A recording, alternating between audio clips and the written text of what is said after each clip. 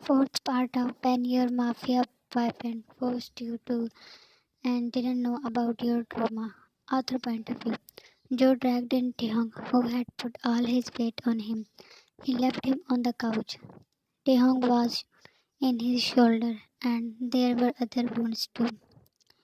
Joe, Rosie, Rosie. He yelled her name, and she appeared in a second.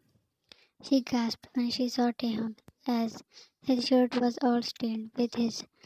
Joe, where are the doctors? Call them. No, first call Jan. Rosie looked confused. Joe, go. She ran and brought the doctors. Taehong was not letting them come any near.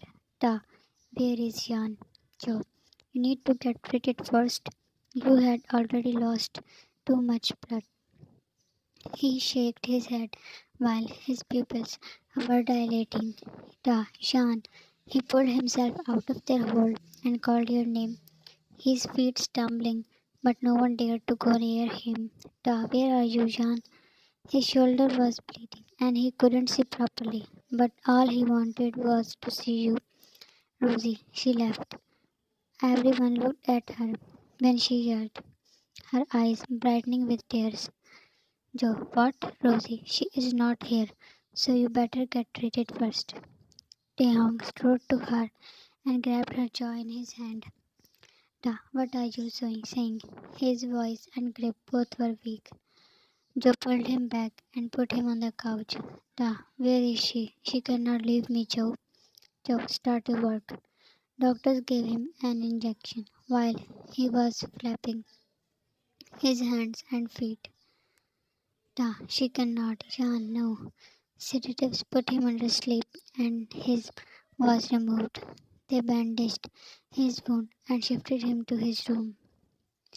Few hours later, Tehang was standing in his room, staring at the child who was born today and was abandoned by his mother. Joe, you shouldn't stand for long. He leaned near the baby and caressed his face. Da, Kim Sok-jin. He named him and picked him in his arms. Da, he smells like her. He smells like my Yan. He cried loudly. That woke up the child. Joe, Taehyung, don't do this. Your stitches are fresh. How will I live without her? I cannot. He softly put back the baby and straightened up. Da, you got any clue? Joe, no. But our team is working on it. Taehyung whipped off his tears. Da, wait a little, my son. Mommy will be here soon. The belief in his tone and words was remarkable. You flinched when a plate of food was put in front of you. Clara, why you didn't sleep at night? It was your grandmother living out of the city. You came to her home after leaving Tehang's. Yan, I lost my sleep, Granny. She sat down after pulling a chair. Clara, how are your sessions going? You had been taking sessions for your mental health. Yan, fine. Clara, then why you roam in house all night like some ghost? You were moving fork in the plate. Yan, sleepless nights are now my fate. She sighed.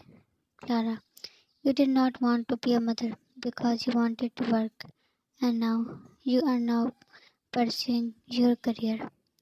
Clara, you hate Teham because he forced you, but you mumble his name all day. You left your newborn son, and longing for him is all written on your face. Why, this new generation is so difficult to understand. Jan, I am sorry. Clara, if you are sorry, then it should be for your baby. You shouldn't have left him there. If you wanted to come, then at least brought him too. You pushed back the tears that were now strangling your throat. Jan, cannot you see I am not normal? For a moment I wanted to abort him, and then in another moment I wanted to be a mother. One day I was about to forgive Tehang, and then I was almost there to kill him. Leaving the chair, you yelled while pulling your own hairs. Jan, you have no idea how I spent those months. Each day I dreamt of raising my child and ended up trying to find ways to end his life. Your throat was parched and it was hurting. Clara's heart ached when your voice was buried, but you had a lot to say. She stood on her weak knees and stopped you from hurting yourself. Clara, what had you done to yourself? She patted her hand on your face that had scratched marks. Your breath hissed. Jan, I cannot live without them, but I was afraid that I would kill him. I don't know what is happening with me. I don't. She freaked out when you fainted and fell down. Clara, Jan, my child. After 2 months, Tehang was playing with Jin when Joe entered in lounge. Joe, Tehang, Ta, any news? Joe, yes. Tehang stood holding Jin. Ta, where is she? Joe, that is not confirmed yet, but Ta, not only we are finding her. Ta, what do you mean? Joe, Damon, her ex. Jin started crying. A nurse came and Tehang handed him over. Where is Rosie? She handles him easily. Nurse, she went out. It's been a while. Tehang nodded and she left with Jin. Ta, what does Damon want? Joe, probably he wants Jan back. And according to Tip, he had never left her in peace after breakup. Ta, find her location before he does. Joe growled irritatingly. Joe, she is a famous model. Still no clue. Where can she go? Joe was reading aloud your profile. Joe, her parents died and she has no other family member. Then where did she go? Ta, she cannot leave on her own. Someone definitely helped her. They were discussing this when the guard opened the main door and helped in a very injured Rosie. Joe, Rosie, both ran towards her. Joe took her in his arms. She was hardly breathing. Ta, who did this? He asked the guard to call the doctor, and she grabbed on Tehang's shirt. Rosie, Jan, she is in danger. Her broken words shook the whole world of Tehang. Ta, where is she? She told him the address, but the worst part scared him. Rosie, Damon knows. It go fast before he got her. Tehang looked at Joe and he nodded. I will handle it here. You didn't realize when you went to sleep in the lounge. It was midnight when your eyes were open and you were sweating. Jan, my son, you mumbled, staring in the air. Pain rose in your chest and you ran out of the house barefooted.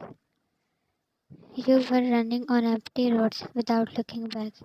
Your feet strangled and you fell on the pavement that bruised your face, palms, and knees. Jan, Tehang, whispering his name, you again stood on your injured feet. Your white below knees dress was stained. Cars were coming towards you, but you didn't move. Your head was spinning when they made a circle around you. Jan, Tehang, overpowering all nerves, you crippled towards a car when it stopped. But your feet halted and fear wobbled your legs when Damon stepped out. Damon, surprise, beautiful. Shaking your head, you ran away, but his guards easily caught you. He was laughing, and that was traumatizing you. Few hours passed, and when you opened your eyes and felt a current of pain through your head, it was a different place, but a familiar one. Your eyes widened when you recognized that it was Tehung's mansion. Jan, Tehung, you pulled yourself up.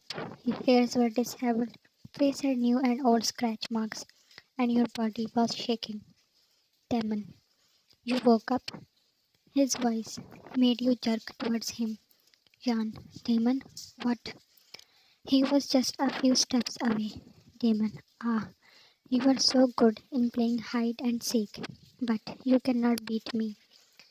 He hit his shoe above your ankle and you fell down with a scream. Pain was unbearable. Damon, now you look all ready. Two men walked in. One dragged in Rosie, another Joe, who was unconscious. Damon, you can save one. Who will you choose? Sean. Pain was clouding your mind, and it was a struggle to register his words. You looked at both Rosie and Joe. Rosie was taking small breaths, her eyes half open. Damon crouched down near you and pulled up off your hairs. Jan, don't hurt them. Damon, one Jan, only one. Your eyes not leaving Rosie, and Damon laughed. Damon, actually you have three options. You felt yourself crushed under the whole world when a man stepped in, holding a baby wrapped in a small blanket. Damon, choose one, Sean. To be continued. Thanks for watching and love you all.